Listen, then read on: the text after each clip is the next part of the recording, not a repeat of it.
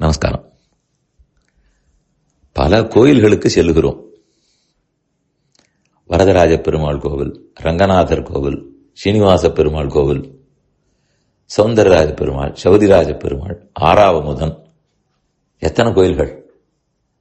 பத்ரி நாராயணன், துவாரகாதீசன், புரி ஜெகநாதன், எத்தனையோ பெருமான்கள். இவர்கள் எல்லாரும் ஒரு நாராயணன் தானே, மகாவிஷ்ணு தானே. அவரே இத்தனை வடிவத்தில் உள்ளார். ஆனால் அந்தந்த கோவிலுக்கு போகும்போது அந்தந்த ஊர்க்காரர்களுக்கு அந்த பெருமாள் உயர்ந்தவர்னு சொல்லுவார்கள். பத்ரிகாசிரமத்துக்காரர்களை கேட்டால் பத்ரிநாதன் தான், துவாரகாவாசிகளை கேட்டால் துவாரகாதீசன் தான், ஸ்ரீரங்கத்து வாசிகளை கேட்டால் அரங்கநாதர் தான். அந்த அளவுக்கு இவர் வேறு பெருமாள் என்றுதானே எல்லாரும் மதிக்கிறார்கள். ஸ்தல புராணம் வேறு, அவர் நின்றவர், இருந்தவர், கிடந்தவர், கோயில் எப்போது கட்டப்பட்டது, பாண்டியர்கள் கட்டிய கோவில், பல்லவர்கள் கட்டியது, எல்லாமே வேறே.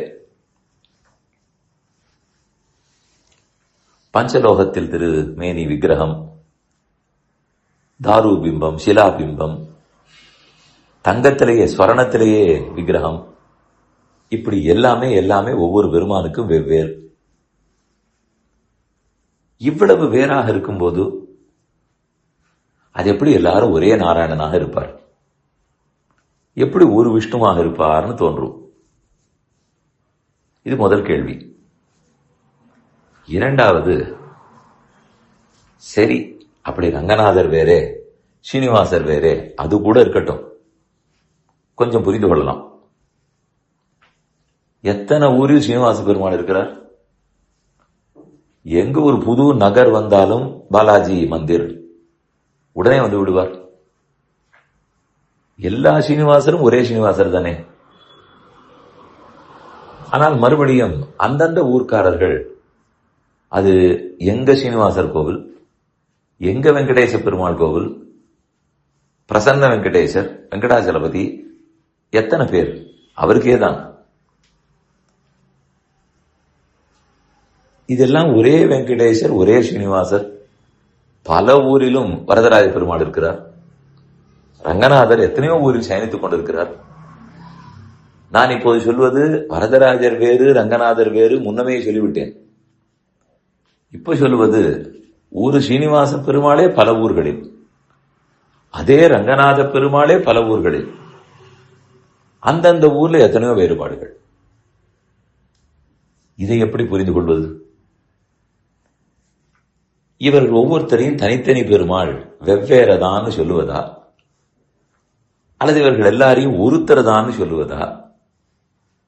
ஒருத்தரதான்னு சொன்னால் அப்ப அந்த வெவ்வேறுன்னு அவரவர்கள் எங்கள்னு சொல்லுகிறார்களே, எப்படி பதில் சொல்லுவது?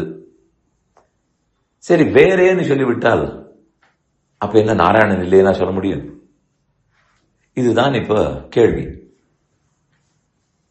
ஒரு சின்ன எடுத்துக்காட்டு பார்ப்போம். நாமெல்லாம் மனிதர்கள், ரொம்ப கொஞ்சம் சக்தி, கொஞ்சம் அறிவு உள்ளவர்கள்.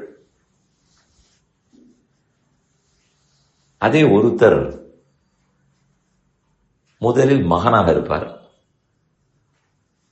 அப்புறம் அண்ணனாக ஆவார், அப்புறம் அப்பாவாவார், அதற்கு முன்னால் கணவனாவார், அப்புறம் அப்பாவாகிறார், அப்புறம் தாத்தாவாகிறார். இதெல்லாம் ஒருத்தர் தானே. ஆனால் இந்த ஒவ்வொருத்தரிடத்திலும் எவ்வளவு எதிர்பார்ப்பு மாறுபடும். அவரே மகனாக இருக்கும்போது அப்பாவின் எதிர்பார்ப்பு வேறே, அண்ணனாக இருந்த போது தங்கையின் எதிர்பார்ப்பு வேறே, கணவனான போது மனைவியின் எதிர்பார்ப்பு வேறே. அவரவர் எங்கள் என்றுதான் சொல்லியிருப்பார்கள். இத்தனை வேறுபாடுகள் உள்ளனவே, அவர் ஒருத்தர் தானே.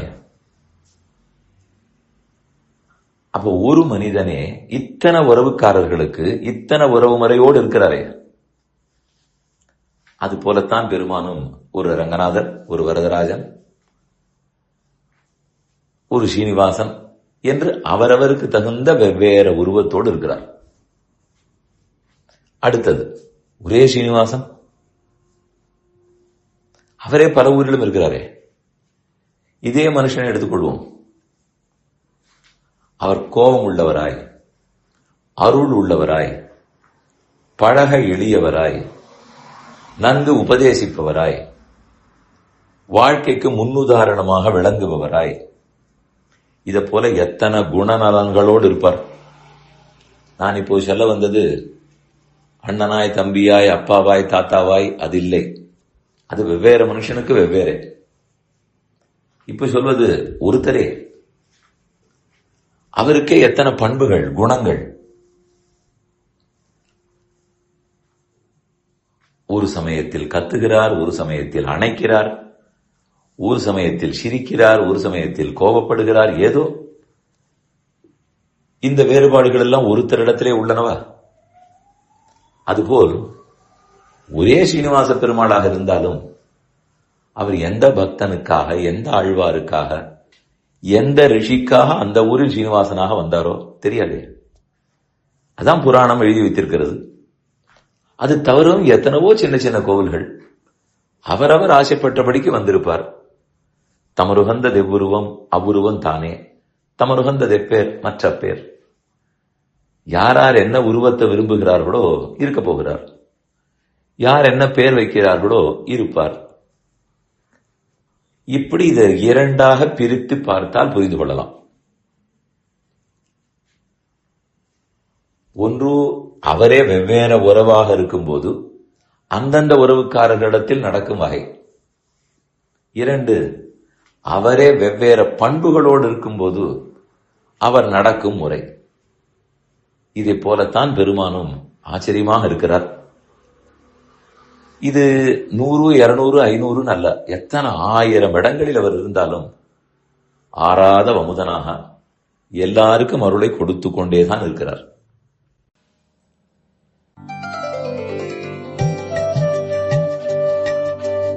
இந்த என் பணி ஆடியோவை உங்களுக்காக வழங்கியவர் வேலுக்குடி ஸ்ரீ கிருஷ்ணன் சுவாமி.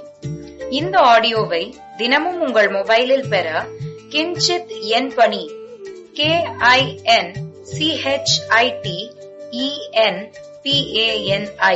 என்ற ஆப்பை கூகுள் பிளே ஸ்டோரிலோ அல்லது ஆப்பிள் ஐஸ்டோரிலோ டவுன்லோட் செய்து கொள்ளவும்.